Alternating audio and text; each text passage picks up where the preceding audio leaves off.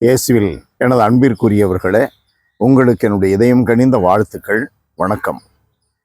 Mark நற்செய்தி 8வது அதிகாரம் 1 - 10 வரை இன்றைக்கு நம்முடைய சிந்தனைக்கு.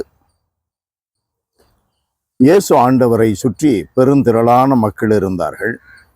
ஆண்டவர் போதிக்கிறார். செவிசாய்க்கின்ற மக்கள் களைப்பாயிருக்கிறதை ஆண்டவர் உணர்கிறார். இம்மக்கள் கூட்டத்தின் மீது பரிவு கொள்கிறேன். ஏற்கனவே 3 நாள்களாக இவர்கள் என்னுடன் இருக்கிறார்கள். உண்பதற்கும் இவர்களிடம் ஏதும் இல்லை. நான் இவர்களை பட்டினியாக வீட்டிற்கு அனுப்பிவிட்டால் வழியில் தளர்ச்சி அடைவார்கள் என்றெல்லாம் ஆண்டவர் கூறி, நீங்கள் அவர்களுக்கு உணவு கொடுங்கள் என்று சொல்ல, 7 அப்பங்கள் இருந்தன, சில மீன்கள் இருந்தன. இதை இயேசுவிடம் கொண்டு வந்து காட்டுகிறார்கள். அவர்களுக்கு அதை பகிர்ந்து கொடுக்கிறார். உண்டவர்கள் 4000 பேருக்கு மேலாக. அன்பானவர்களே, இந்த பகுதியிலிருந்து கடவுள் நமக்கு கற்றுக் கொடுப்பது 2-3 காரியங்கள். முதலாவது, be sensitive to the feelings of others. மற்றவர்களுடைய உணர்வுகளை நாம் புரிந்து கொள்ள வேண்டும். மற்றவர்கள் கஷ்டப்படுகிறார்களா, வேதனையில் இருக்கிறார்களா, மகிழ்ச்சியாக இருக்கிறார்களா, ஏதோ ஒன்றை கேட்க துடிக்கிறார்களா, தெரிந்து கொள்ள விரும்புகிறார்களா, அவர்களுடைய தாகம் என்ன தெரிந்து கொள்வது மிக முக்கியமானது. அயலான் அன்பு என்ற கட்டளையில் நிறைவேற்றுகின்ற பாதையில் இது முக்கியமான ஒன்று. being sensitive to the feelings of others. ஆண்டவர் இயேசு அதை மிக தெளிவாக நமக்கு வெளிப்படுத்துகிறார். இம்மக்கள் என்னோடு 3 நாட்கள் இருக்கிறார்கள். அவர்கள் பசியோடு இருக்கிறார்கள்.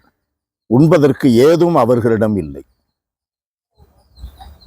2வது காரியம், அந்த 7 அப்பங்களையும் 2 மீன்களையும் இயேசுவிடம் கொண்டு செல்லுகிறார்கள். நம்மிடம் இருப்பதை மற்றவர்களுக்கு கொடுக்க தயங்கக்கூடாது. நம்மிடம் இருப்பதை கடவுள் முன் சமர்ப்பிக்க தயங்கக்கூடாது. தாராளமாக இருக்க வேண்டும். ஏன்? நாம் பெற்றுக்கொண்டிருக்கிற அனைத்தும் அவரிடமிருந்து தான் வருகிறது. நாம் பெற்றுக்கொண்டிருப்பதை கடவுள் மற்றவர்கள் வழியாக நமக்கு கொடுத்திருக்கிறார். இன்றைக்கு நாம் தங்கி இருக்கிற வீடு என்னுடைய தாத்தா கட்டிய வீடு, என்னுடைய அப்பா கட்டிய வீடு. நாம் இன்றைக்கு உழுது பயிர் செய்கின்ற நிலம் என்னுடைய பரம்பரையில் மரபில பலருக்கு சொந்தமாக இருந்தது. இப்பொழுது நான் இருக்கிறேன். நாளைக்கு அது அடுத்தவர் கையில் சென்றுவிடும்.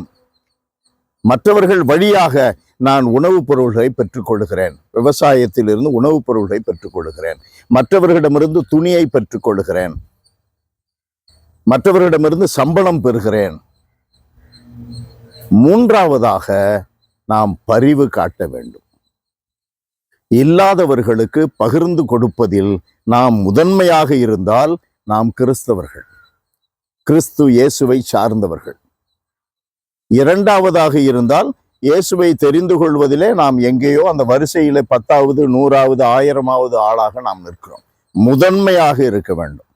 பகிர்வதில் மனமு வந்து முதன்மையான இடத்தை பிடிக்கத்தான் நம்மிடம் போட்டி இருக்க வேண்டும். பகிர்வதில் காரணம் என்ன? கடவுளால் அழைக்கப்பட்டுள்ள நீங்கள் அந்த அழைப்பிற்கேற்ப பரிவு கொண்டு கனிவுடன் வாழுங்கள், மனத்தாழ்மையுடன் இருங்கள் என்பது கொலோசையருக்கு எழுதப்பட்ட திருமுகத்திலே 3:12 நாம் வாசிக்கின்ற அற்புதமான வசனம். பரிவு, அது தூயாவினுடைய கனிகளிலே ஒன்று. 5:22 கலாத்தியரிலே வாசிக்கிறோம். அன்பு நிறைந்த எங்கள் இறைவா, உம்மை போற்றி புகழுகிறோம், தாழ்மையோடு ஆராதிக்கிறோம். பேரிரக்கம் நிறைந்த எங்கள் தகப்பனே, எங்களுடைய அன்றாட வாழ்க்கையில் எத்தனையோ மனிதர்களை சந்திக்கிறோம். வேதனையில் உள்ளவர்கள், பிரச்சனைகள் மத்தியிலே வாழ்ந்து கொண்டிருப்பவர்கள், மற்றவர்களால் அங்கீகரிக்கப்படாதவர்கள், ஒதுக்கப்படுகின்றவர்கள், அவர்களை எல்லாம் நாங்கள் புரிந்து கொள்ள ஆவலை கொடுத்தரணும். புரிந்து கொண்டு எங்களால் இயன்றதை அவர்களுக்கு செய்து அவர்களுடைய வேதனைகளிலிருந்து அவர்களை மீட்க நாங்கள் எதையாவது செய்ய வேண்டும் என்ற பிறர் அன்பு உணர்வை எங்களில் பெருகச் செய்தரணும்.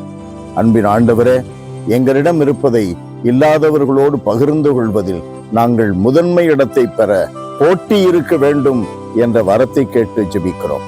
இயேசுவின் நாமத்தில் ஜெபிக்கிறோம் பிதாவே. ஆமென், ஆமென்.